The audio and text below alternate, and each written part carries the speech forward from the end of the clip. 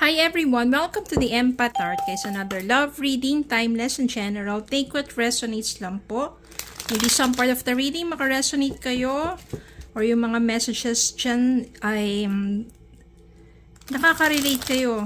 No? Para sa inyo ito. Or hindi naman kaya kasi iba't ibang mga energies. May iba naman na parang yung buong reading ay sumasaklaw sa kanilang buhay. O, parang buhay ninyo ang pinapanood ninyo. Pero tingnan natin kung ano mga mensahe, mga gabay, at aral sa buhay, pag-ibig, and life in general ang ating mababatid sa reading na ito. Spirit, kayo send me messages. Anong love connections ito? Lessons in life and guidance ang nais yung ipabatid sa amin.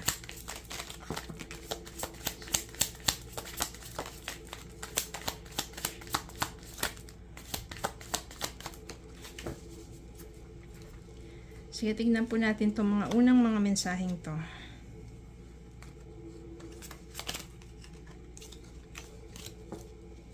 The Emperor. Justice. The Chariot. The Sun. Six of Swords. Six of Wands. Nine of Swords, Ten of Pentacles, Ace of Cups, and Four of Swords. Nandito si The Emperor. Parang nakita ko na agad ang senaryo dito. Si Emperor kasi, ang kagandahan sa kanya is stable to, at the same time, ayan o, meron siyang control.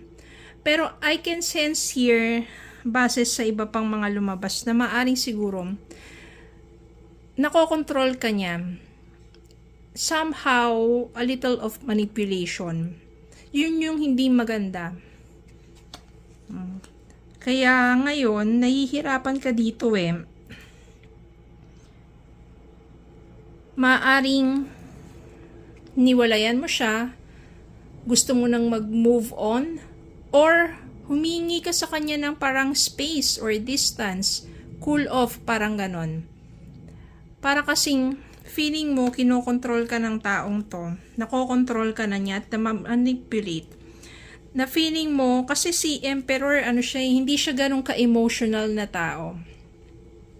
It's more sa kanya logical yan. At kung ano yung mga gusto niyang gawin yun, ginagawa niya. Emperor nga eh, 'di ba? So, medyo nahihirapan ka.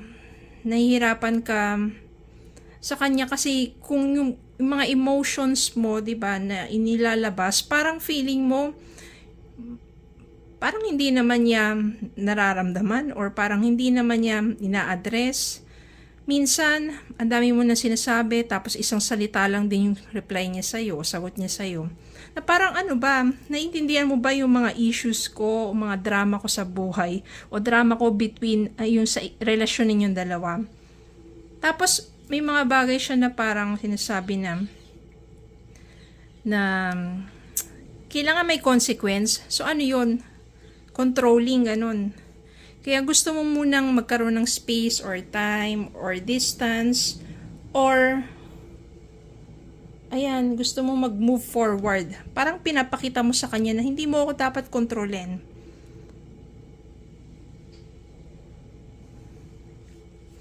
Gusto mo ng katahimikan. Four of Swords. O gusto mo, ayaw mo na ng parang masyadong mag-overthink pa between your connections. Kaya siguro, talagang hiningi mo yung space na yon. At etong maganda dito, kasi nang sinabi mo sa kanya gusto mo ng distansya or space or time or cool off or whatever, na gusto mo na mag-isip-isip tungkol sa inyong connection, ito yung nangyayari sa kanya. Nagkakaroon siya ng anxiety. Na-stress siya. Kasi parang feeling niya kasi perfect siya or okay naman siya eh, 'di ba? Pero siguro napapaisip-isip siya na bakit ganun? Ano kaya nangyari? Ano nagawa ko sa kanya? Kung bakit hiningi niya yung space na yon between sa inyong dalawa. So napapaisip-isip rin yan. Bakit kaya nangyari yun? Bakit bigla siyang, dati parang, kung ano yung sinabi niya, no? Feeling niya nakokontrol ka niya, tapos biglang nagbago yung sitwasyon na, nagkaroon ka ng parang sarili mong paninindigan na, hindi mo na ako makokontrol ngayon. Ngayon, mag-iisip ako tungkol sa connection natin, bigyan mo ako ng time, ng space, no, kung itutuloy ko pa ba to or hindi. Bigla tuloy siya napaisip ngayon, stress tuloy. Ang maganda dito, the Sun and the Justice. The Justice. Titimbangin na niya ngayon kung ano yung naging connection ninyo at kung naging ano siya sa pagtrato niya sa'yo.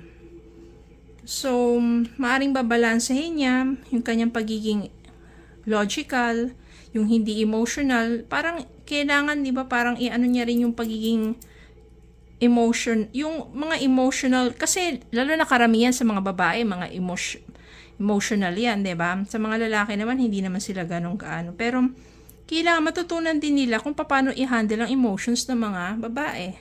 So maaring dito napapaisip-isip na yan on how to balance and to control. O para o to handle. Para mas maging, para bumalik ka. Ang maganda dito, the Sun, maganda pa rin naman. Meron pa rin pag-asa, meron pa rin liwanag sa connection ninyong dalawa. Na maaari kasi sa space or sa distance or sa time na hinihingi mo sa kanya, yun talaga ma-realize na niya lahat ng mga hindi magagandang pagtrato niya sa'yo, pagkokontrol niya sa'yo. At siguro na-realize niya dati, kala niya kasi parang takot ka na mawala siya sa buhay mo, pero nang pinakita mo sa kanya na hindi ako takot na mawala ka sa buhay ko dahil I can stand on my own, at marami pang ibang tao dyan na naghihintay lang na maging free ka or available ka, di ba? Siya ngayon yung nagkaroon ng takot na ganun. Lalapit yan sa'yo. Kukunin niya ulit yung tiwala mo. Or susuyuin ka niya at papakita niya na maaaring i-address na niya yung mga issues mo between your connections. The Chariot dito, ibig sabihin, malalagpasan nyo to. Maaring isang paraan lang to, isang chapter sa inyong connection or sa inyong relationship na kung saan mas nakikilala ninyo ang isa't isa. At pinapakita mo na you are setting boundaries at the same time siya naman para ma-realize niya na hindi dapat ganun ang pagtrato sa'yo. Kailangan merong mutual respect. So malalagpasan niyo ito. Nandito si Ace of Cups, ibig sabihin niya magkakaroon ng renewed love or beginnings, new beginnings sa inyong relationship. Dahil natuto na kayo sa mga, ikaw natuto ka na rin kasi dati siguro hinahayaan mo lang siya na i-control ka. Nasasanay siya. Pero yung last time sigurong, ay tama na. Hindi dapat ganun. Parang mali na yun, diba? Natuto ka. Siya naman, maaring na-realize na rin niya sa katahimikan ninyo o sa paglayo mo sa kanya, maaring na-realize na niya yung mga faults niya.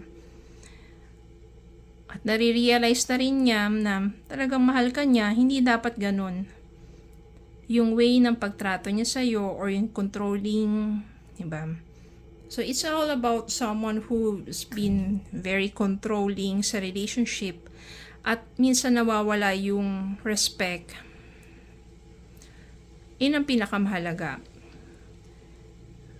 Pakaingatan po natin sa relasyon na kapag mahal na mahal mo yung isang tao, or minamahal mo siya, pero at the same time nawawala yung respeto mo sa sarili mo, you have to step back.